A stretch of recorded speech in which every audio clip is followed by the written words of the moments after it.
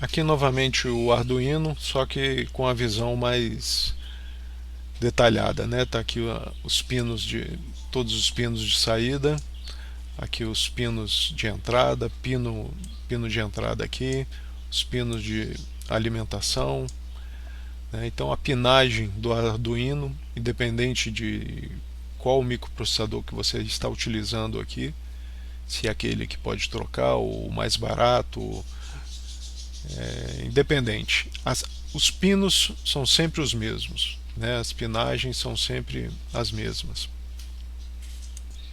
Outro item bastante importante são os algoritmos, né? Que nós exaustivamente falamos em sala de aula.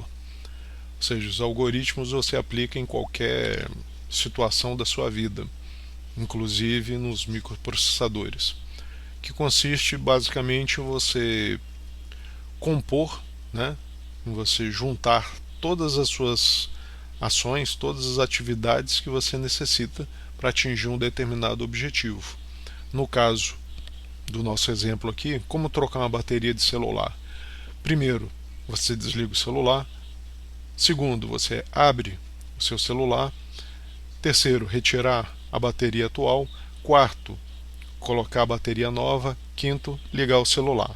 Ou seja, então o algoritmo é exatamente você decompor, né, uma ação aqui, ó. Você tem um objetivo que é trocar a bateria do celular. Então você dividiu, né, em várias ações para atingir esse objetivo aqui.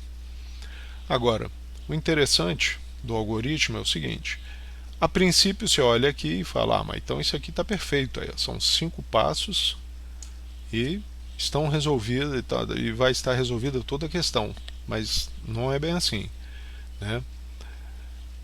Aqui, ó, a gente pode melhorar esse algoritmo. Por quê? Nesse algoritmo aqui a gente introduziu alguns passos novos, ou seja, não faz sentido antes de você desligar o celular, abrir o celular e etc. Ora, é óbvio que a primeira coisa que você tem que fazer, o que é? Comprar uma bateria nova. Então, nós acrescentamos nessa segunda versão do algoritmo, você comprar a bateria nova, aí sim você desliga o celular, abrir o celular, retirar a bateria atual, colocar a bateria nova, ligar o celular e levar a bateria velha para o descarte. Só um lembrete aí que a gente também falou em sala de aula. Bateria de celular, bateria de notebook, essas baterias não se joga fora no lixo comum, né? Isso aí é um material altamente contaminante, né? Ou seja, tem um efeito terrível sobre o meio ambiente. Então, a melhor forma é levar a bateria num descarte. Esses descartes geralmente tem na própria loja onde vende a bateria, nos supermercados costumam ter também, né? Mas é isso. Então, o algoritmo, você viu que nós acrescentamos 2 passos importantíssimos. Então, essa capacidade de montar o algoritmo vai ser exatamente de você pensar com calma, pensar com clareza, acrescentar, né? Mesma coisa vai ser feito um algoritmo quando você for programar um microprocessador.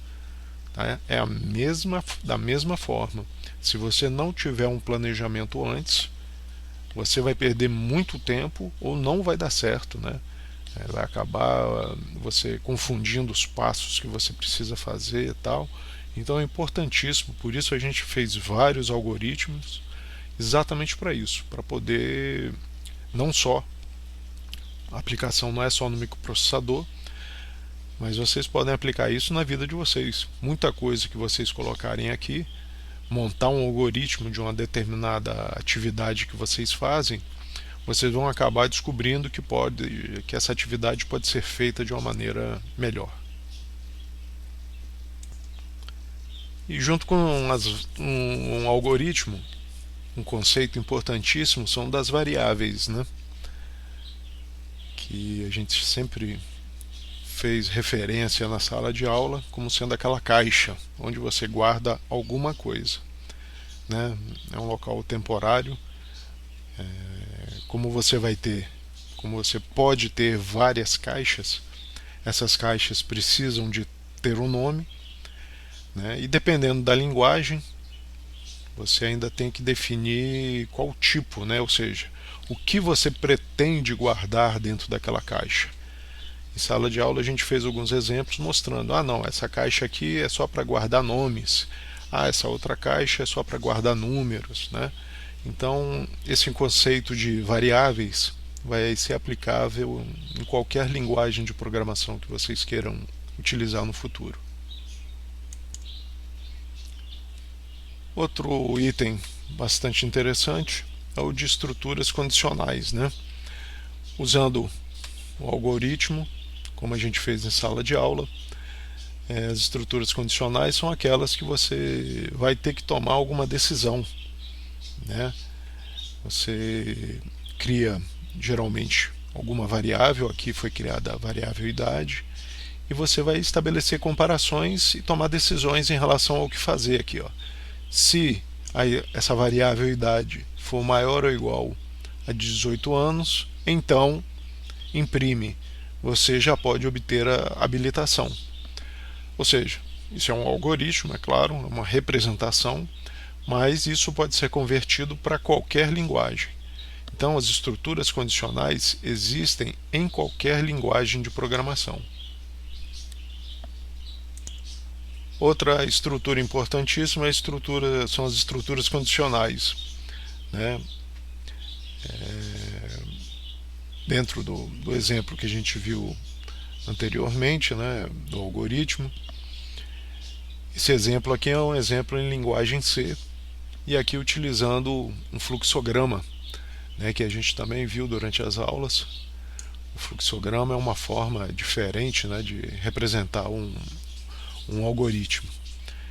E finalmente, como ficaria em linguagem C, né, essa estrutura condicional, né? Então, o algoritmo da estrutura condicional aqui um exemplo com o fluxograma e o exemplo com a linguagem C de uma estrutura condicional, ou seja, em qualquer linguagem, seja C, seja qualquer outra linguagem, você vai ter uma estrutura condicional. Ainda nas estruturas condicionais, aqui um exemplo, né, em linguagem C, apenas para a gente visualizar, né, o C equivalente lá no algoritmo, né, aqui na linguagem C é representado pelo if. Se a idade for maior que 18, ele vai executar tudo que está entre esses colchetes aqui, né? Então, no caso aqui, ele vai imprimir uma mensagem lá na tela dizendo que já pode obter a habilitação. Outra estrutura importantíssima são as estruturas, né, de repetição. Né? No caso aqui, nós estamos dando um exemplo com o algoritmo. O algoritmo, em sala de aula, a gente debateu bastante. Né? Enquanto um determinado sensor for igual a zero, ele fica ler sensor. E fica repetindo isso aqui, né, enquanto o sensor for igual a zero. No caso aqui, o zero significa que não tem nenhum movimento. Então, quando isso muda, quando esse sensor deixa de ser zero, significa que teve um movimento. Então, ele deixa de ficar repetindo essa estrutura aqui e passa a executar o próximo passo do programa, né? Então, seja lá qual for a linguagem, a estrutura de repetição também sempre vai estar presente. E por fim, não esquecer da matemática, mesmo quem não é muito fã de matemática, mas lamentavelmente não é questão de ser ou não ser fã de matemática, né? A importância da matemática, eu acho que a melhor definição foi de Napoleão Bonaparte. Quem ainda não ouviu falar vai ouvir nas aulas de história.